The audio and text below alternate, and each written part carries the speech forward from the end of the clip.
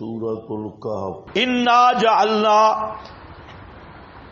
بے شک ہم نے کیا ہے، ما علی الارض، جو کوئی زمین پہ ہے، زینت لہا، زینت لہا، اس زمین کی، زینت کا معنی ہار سنگار، زینتن خوبصورتی، ہار سنگار اس زمین کا، لنبلوہم، تاکہ ہم جانچیں ان کو، ایہم احسن عملا، کون ان کا احسن عملا، احسن ہے عملاً، ازروئے عمل کے لحاظ سے، بِإِنَّا، اور بے شک ہم البتہ کرنے والے ہیں جو اوپر اس زمین کے، صعیداً جرزا، میدان چھانٹ کر، صاف میدان۔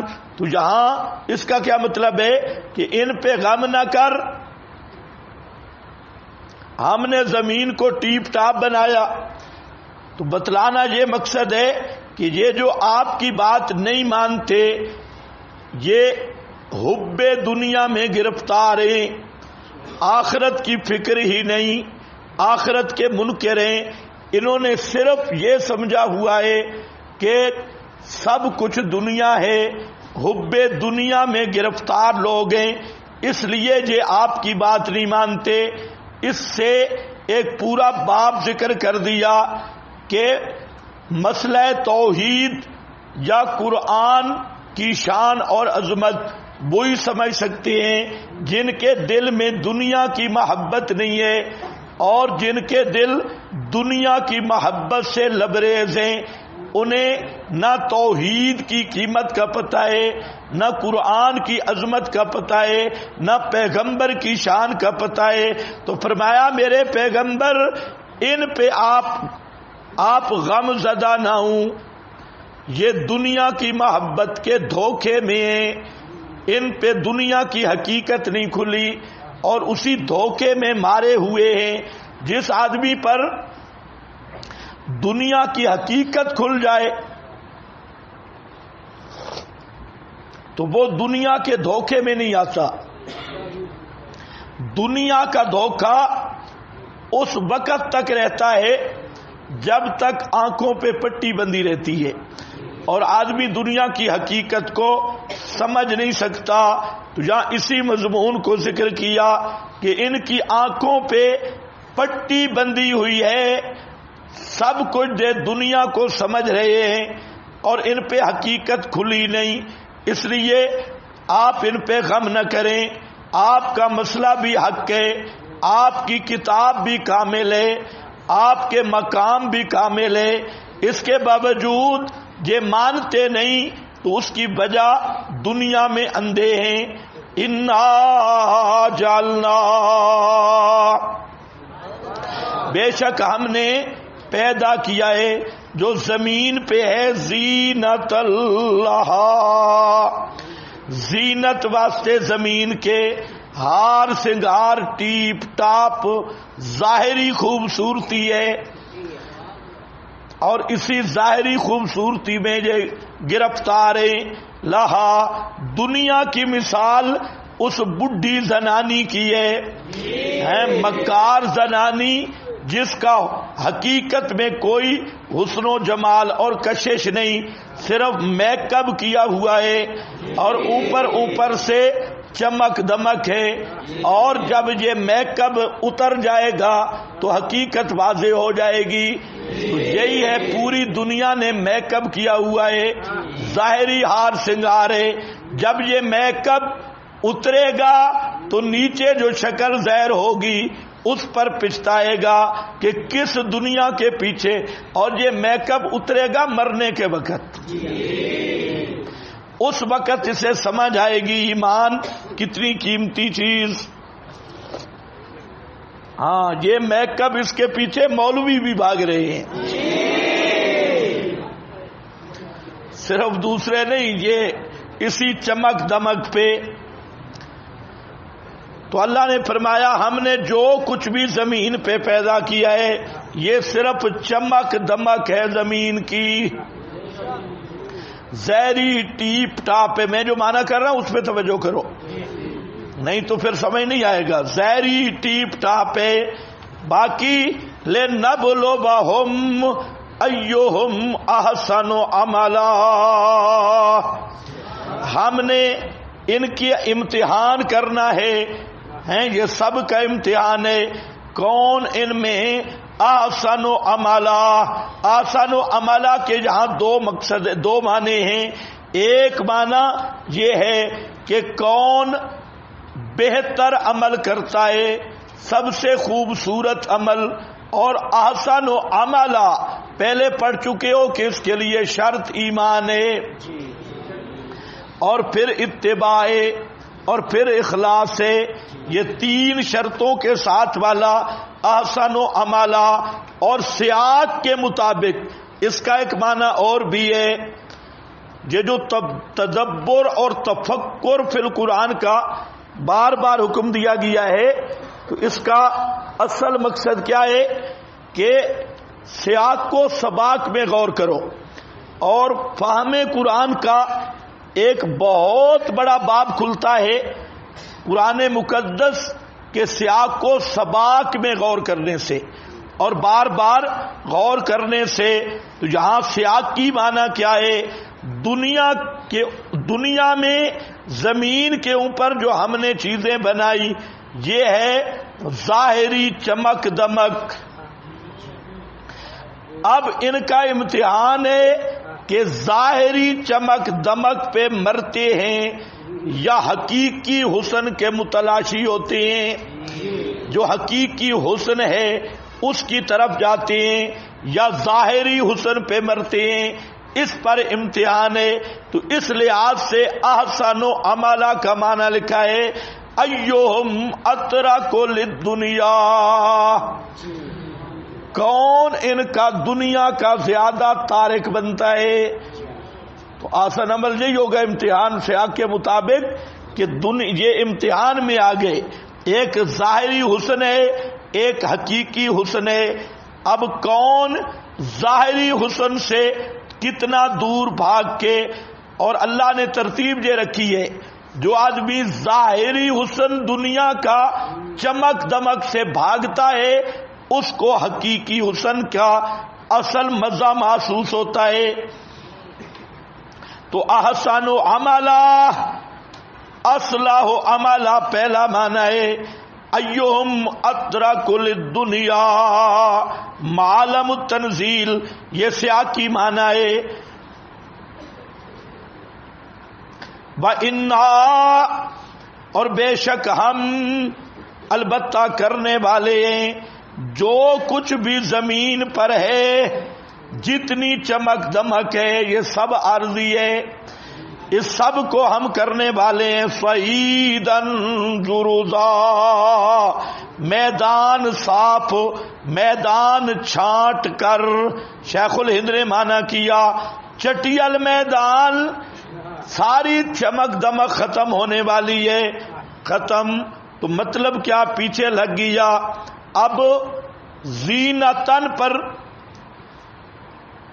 حضرات نے بحثیں کی ہیں کہ زینت کیا ہے. میں نے معنی کر دیا، یہ ذہن میں رکھ لو.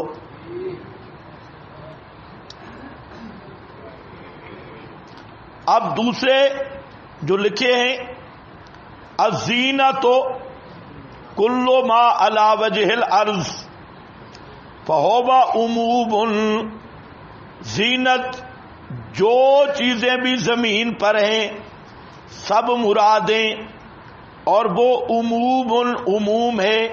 لأنہ دال علی بارئہ، اس لیے کہ یہ دلالت کر رہا ہے اس کے پیدا کرنے والے پر. یہ زینت کو اچھے معنی میں لے رہا ہے. میں نے زینت کو جو لیا ہے وہ کچھ اور معنی میں لیا ہے.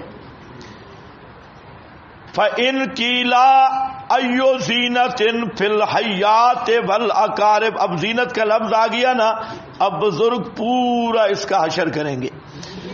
اگر کہا جائے جناب سانپوں اور بچھوؤں اور شیاطین میں کیا زینت ہے؟ تو اس کا جواب ہوگا کہ فیہا زینت علی معنی انہا تدل علی وحدانیت اللہ، ان میں زینت یہ ہے، یہ بھی اللہ کی توحید پر دلالت کر رہے ہیں.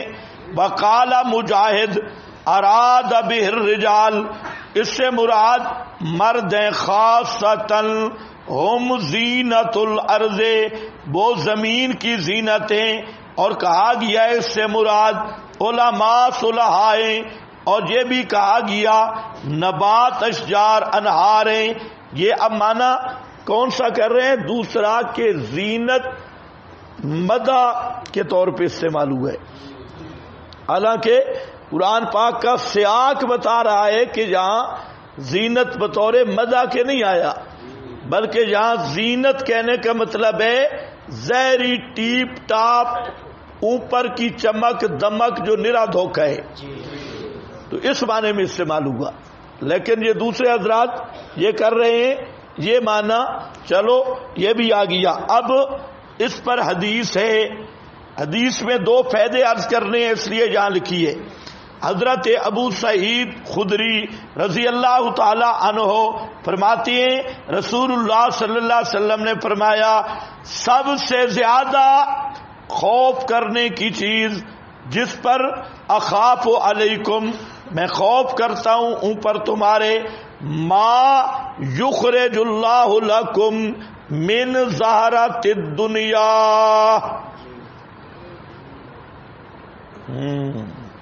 سب سے زیادہ میں تم پر خوف کرتا ہوں کس چیز پر؟ کہ اللہ جو زمین کے زہرہ خزانے اور ٹیپ ٹاپ نکال دے گا. قالوا وما ہوا وما زہرۃ الدنیا، دنیا کی زہرہ اور ٹیپ ٹاپ کیا ہے؟ قال برکات الارض، یہ جو میں نے معنی کیا اس پہ تائید ہے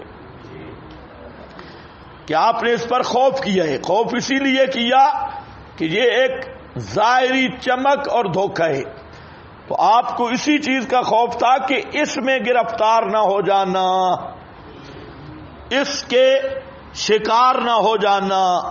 تو یہ اسی معنی کی تائید ہے. آگے یہ اگلا ضابطہ ذرا خیال کرنا. قالوا یا رسول اللہ وَهَلْ يَأْتِي الْخَيْرُ بِالشَّرِّ،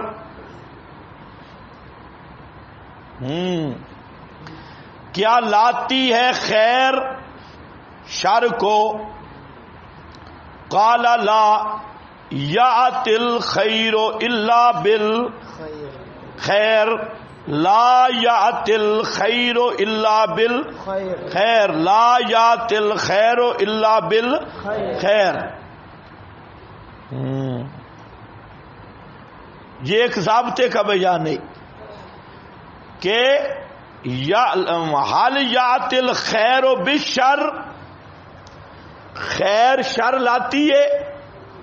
فرمایا نہیں، خیر ہی لاتی ہے، اور شر ہی لاتا ہے.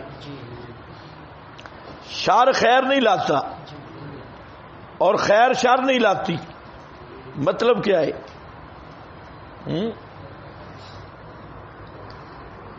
اس ضابطہ سے مقصود کیا ہے کہ دین بے دینی کے ذریعے نہیں آتا، دین کے ذریعے آئے گا. دین کس کے ذریعے آئے گا؟ دین کے ذریعے. دین بے دینی کے ذریعے نہیں آئے گا. ابھی آپ سمجھے نہیں ہو، دین بے دینی کے ذریعے نہیں، دین کے ذریعے آئے گا، نہ کہ جمہوریت کے ذریعے. ہاں بھائی چلو جی. وَإِنَّا لَجَاعِلُونَ، آگے پھر فرمایا إِنَّ هَذَا الْمَالَ خَضِرَةٌ حُلْوَةٌ، یہ جو مال ہے نا یہ بڑا سبز بھی ہے، میٹھا بھی ہے، پر رونق ہے. خضرۃ حلوۃ فمن اخذہ بحقہ ووضعہ فی حقہ فنعم المعونہ، جس نے اس کے حق کے ساتھ لیا، حق کے جگہ پہ جہاں رکھنے کا حق خرچ کیا تو یہ بہت بڑی معونت ہے۔ ومن اخذہ بغیر حقہ کان کالذی یاکل ولا یشبع، یہ جملہ بھی دیکھ لو، یہ بھی جو میں نے مانا کیا اسی کی تائید ہے، اسی کی تائید ہے۔ مطلب کہ جہاں زینت کا لفظ مقام مدح میں نہیں ہے بلکہ مذمت کرنا مقصود ہے، اس لیے یہ دھوکہ ہے۔ خضرۃ حلوۃ، بڑا میٹھی چیز ہے اور بڑی پر رونق ہے، سر سبز و شاداب ہے۔